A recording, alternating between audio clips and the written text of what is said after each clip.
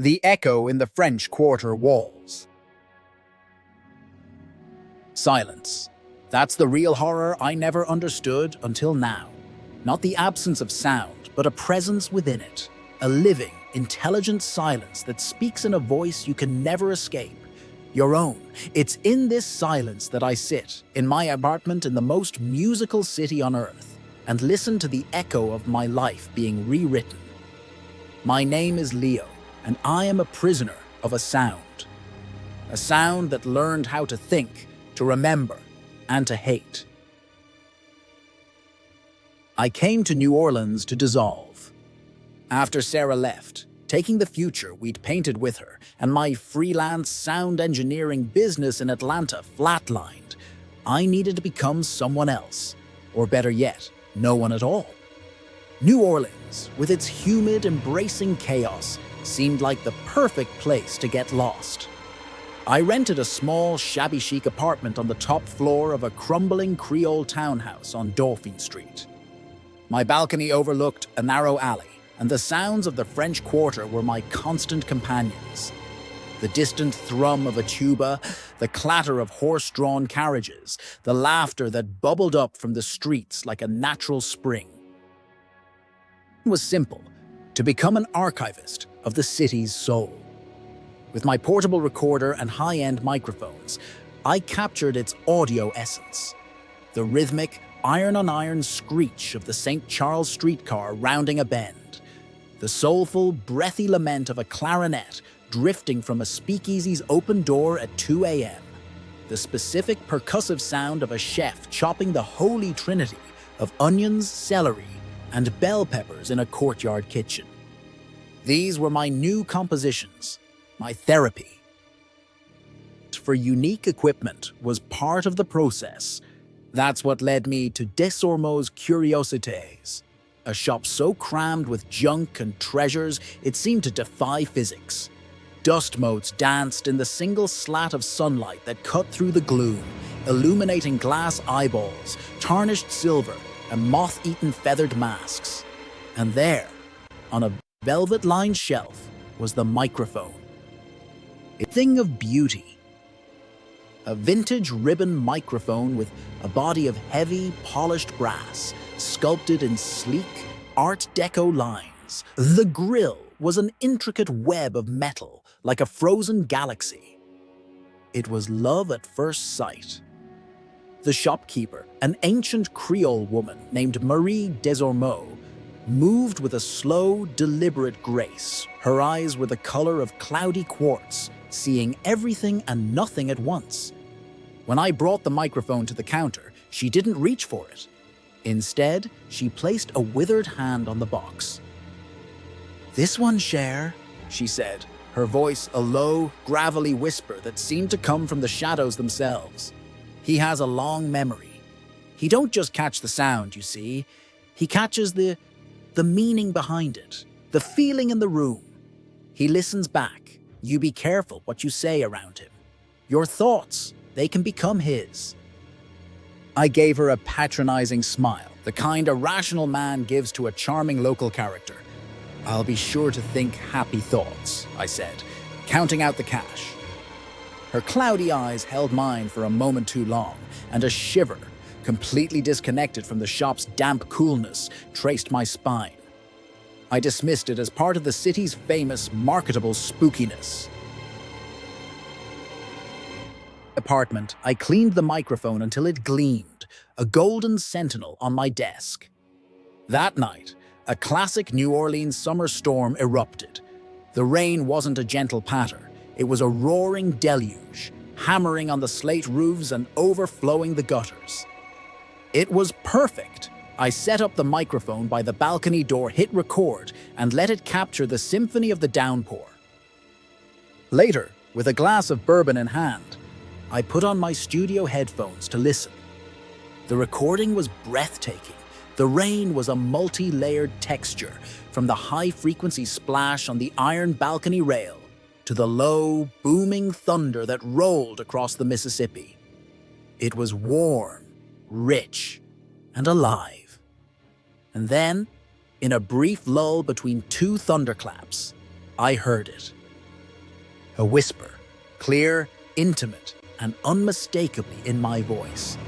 Not my speaking voice, but the one I use in my head. The raw, unfiltered, and often cruel voice of my inner monologue. Always disappointed in you from the very beginning. The glass of bourbon froze halfway to my lips. A cold knot tightened in my stomach, so visceral it felt like a physical blow. It was speaking of Sarah. It had vocalized my most deep-seated, private insecurity, the one that festered in the quiet hours of the night, the one I never, ever spoke aloud. My rational mind scrambled for an explanation.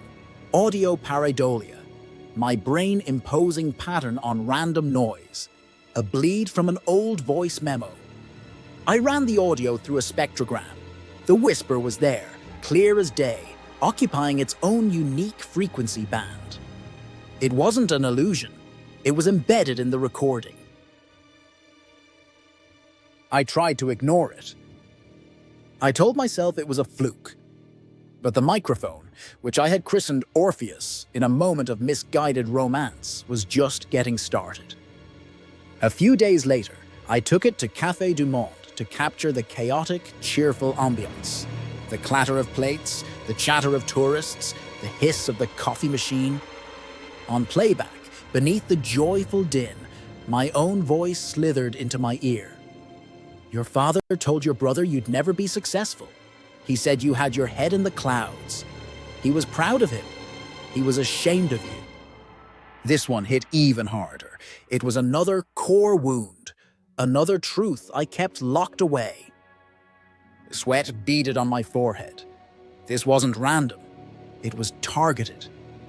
The microphone was a psychic vampire, a divining rod from my secret shame and fear. It was sucking the poison from my subconscious and feeding it back to me in the one voice I could never dismiss. I reached a new plateau during a second-line parade. I was surrounded by an explosion of joy, the booming brass band, the dancing, the celebration of life. I held up the microphone, hoping to capture some of that defiant happiness. But when I listened back, as the trumpets hit a triumphant high note, a whisper cut through it, sharp as a razor. They're all laughing at you. A sad little man with a microphone, pretending to be part of it all. You're just a tourist in your own life, a ghost. I ripped the headphones off and into a gutter.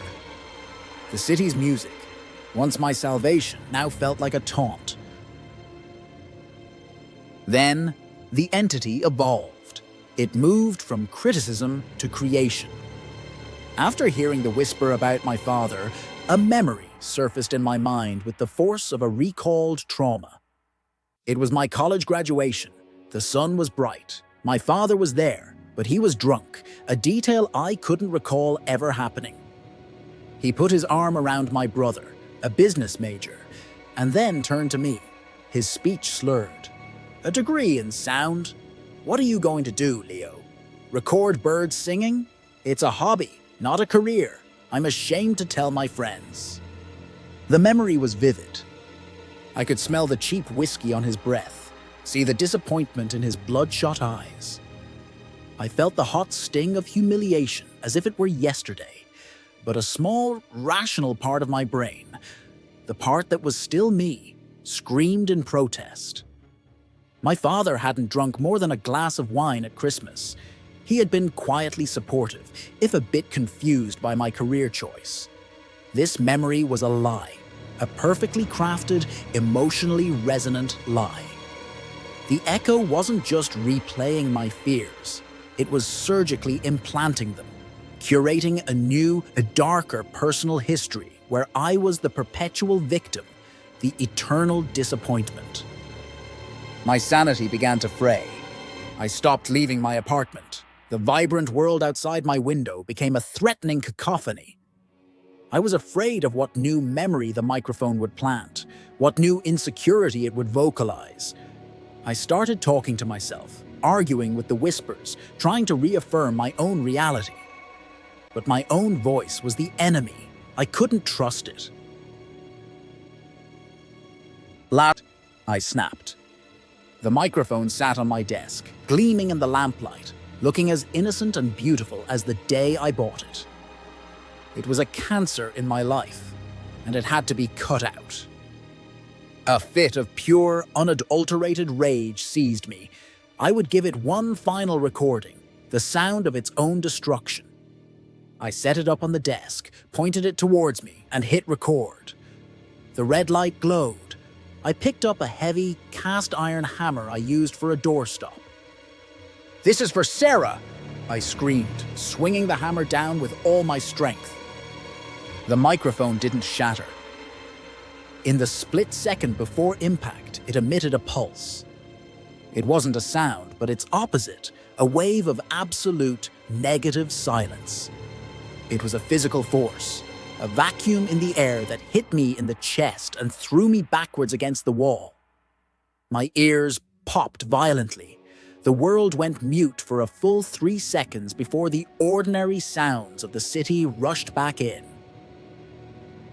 My head ringing, I stumbled to my feet.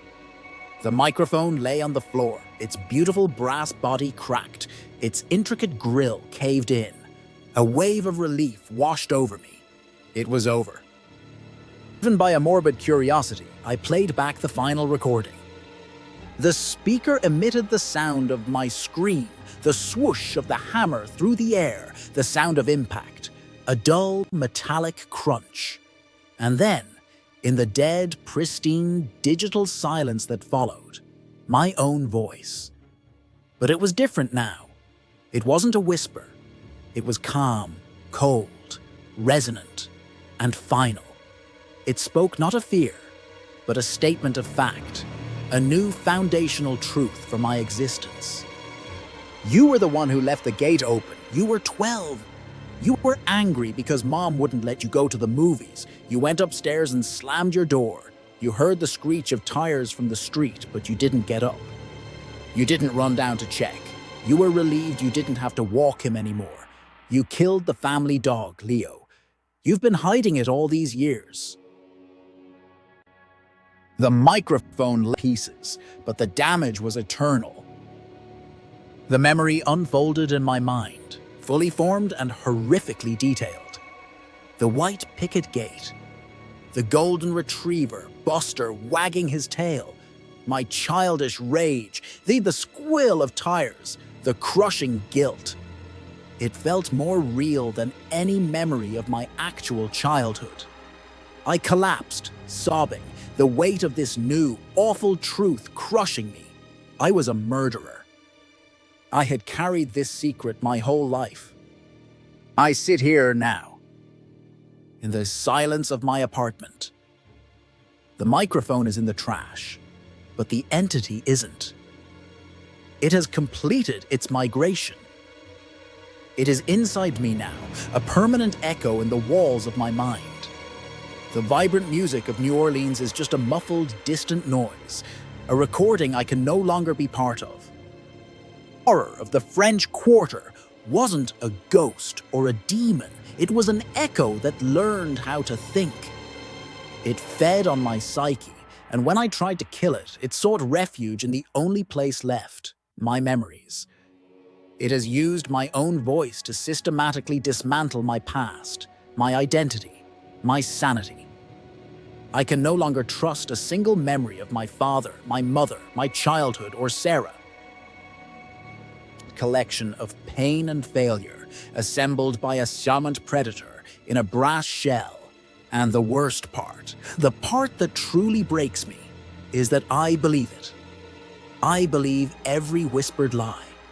I am the echo now, and my own mind is the prison from which I can never escape.